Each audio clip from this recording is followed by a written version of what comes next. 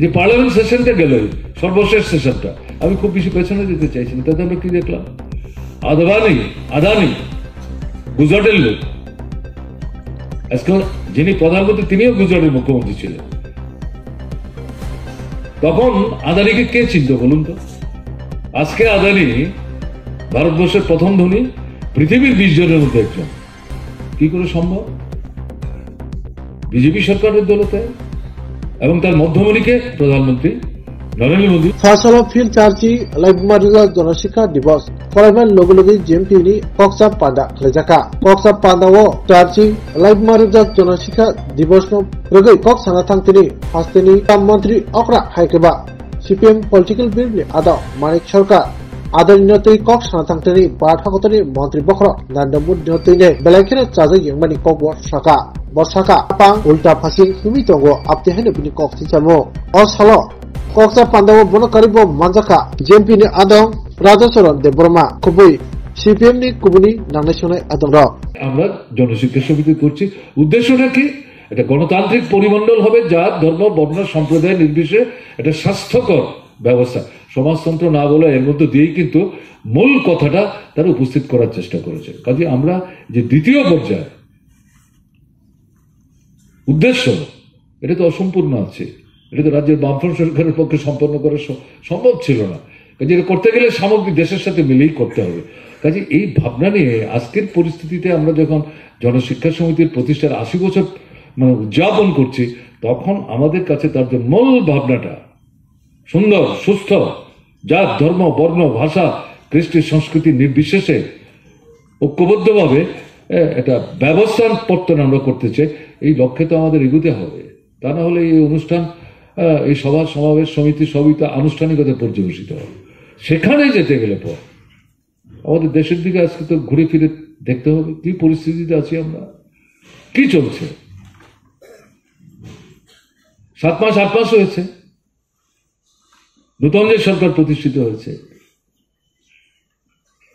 ধারণা হয়েছিল অনেকেরই যে ধাক্কা খেয়েছে, হয়তো শিক্ষা নেবে, একটু রয়েছে চলবে, সম্বিত ফিরবে, মানবিক হবে, গণতান্ত্রিক হবে। একেবারে উল্টো পথে চলছে, একেবারে উল্টো পথে চলছে। যে পার্লামেন্ট সেশনটা গেল, সর্বশেষ সেশনটা, আমি খুব বেশি পেছনে যেতে চাইছি না। তাতে আমরা কি দেখলাম? আদানি গুজরাটের লোক, আজকে যিনি প্রধানমন্ত্রী তিনিও গুজরাটের মুখ্যমন্ত্রী ছিলেন। তখন আদানিকে কে চিনত বলুন তো? আজকে আদানি ভারতবর্ষের প্রথম ধনী, পৃথিবীর 20 জনের মধ্যে একজন। কি করে সম্ভব? বিজেপি সরকারের দৌলতে এবং তার মধ্যমণিকে প্রধানমন্ত্রী নরেন্দ্র মোদী, তার দৌলতে। এর আগেও তার বিরুদ্ধে অভিযোগ এসেছে, কিন্তু ভারতবর্ষে তার বিরুদ্ধে কোনো ব্যবস্থা সেখানে নেওয়া হয়নি। এখন সূর্যের কিরণ থেকে বিদ্যুৎ, এর জন্য একটা নতুন প্রকল্প হাতে নিয়ে ভারত সরকার অগ্রসর চেষ্টা করছে। তার জন্য আন্তর্জাতিক টেন্ডার ডেকেছে। সেই টেন্ডারে পৃথিবীর বিভিন্ন দেশের এই বিদ্যুৎ দিয়ে যারা ব্যবসা বাণিজ্য প্রকল্প ইত্যাদি করে তারা টেন্ডার ফ্লট করেছেন। দেখা গেল এই আদানি ভারতবর্ষে কয়েক হাজার কোটি টাকা ঘুষ দিয়ে যারা এটা ফাইনাল করবে তাদেরকে পকটস্থ করে বাকি সবাইকে পেছনে ঠেলে ফিরে দিয়ে এটাও সে দখল করেছে। আমেরিকার যারা এই আপনার প্রতিযোগিতায় অংশগ্রহণ করে এখান থেকে এই প্রকল্পটা তারা পেতে চেয়েছিলেন, তাদের কাছে সমস্ত তথ্য চলে আসে মানব আমেরিকাতে। এবং তারা প্রাথমিকভাবে তার বিরুদ্ধে যে অভিযোগ, এই অভিযোগটার সত্যতা তারা পান এবং তাকে গ্রেপ্তার করার জন্য তারা সিদ্ধান্ত নেয় মামলা ওখানে হবে। এই নিয়ে অল্প সময়ের ব্যবধানে পার্লামেন্ট বসছে। এটা শীতকালীন অধিবেশন, 25 দিন 21 দিন 25 দিনে। সেখানে যখন প্রশ্ন উঠলো, আমরা তো তাকে নিয়ে কথা বলতে চাই। প্রথম কথা হচ্ছে কি বলছে না, এটার সঙ্গে তো দেশের কোনো সম্পর্ক নাই। অদ্ভুত কথা।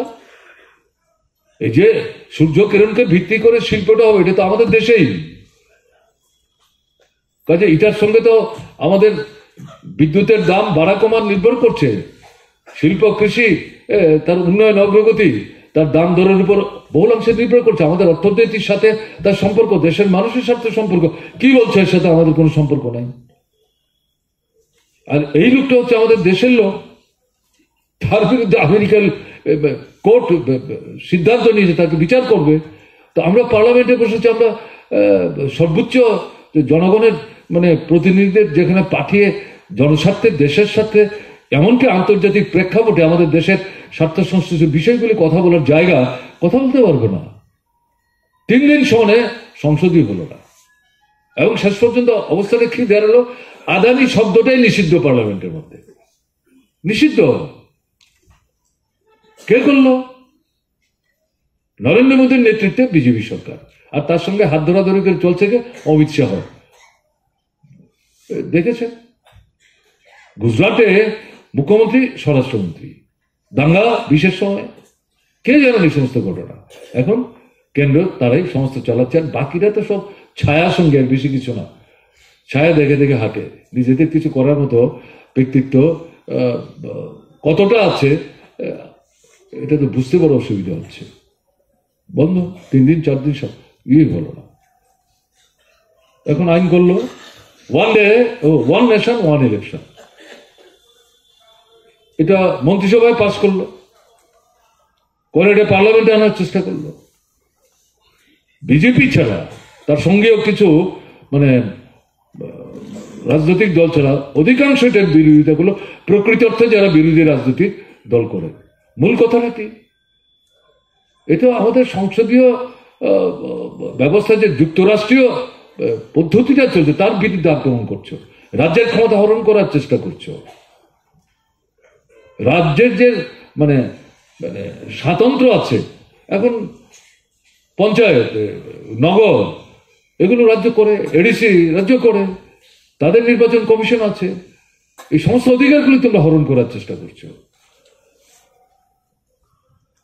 এবং দেখা যাচ্ছে সেখানে যে সমস্ত যুক্তিতে উপস্থিত করছে, আমি বিস্তৃত যাচ্ছি না, এগুলো একেবারে বিভ্রান্তিতে ভরা।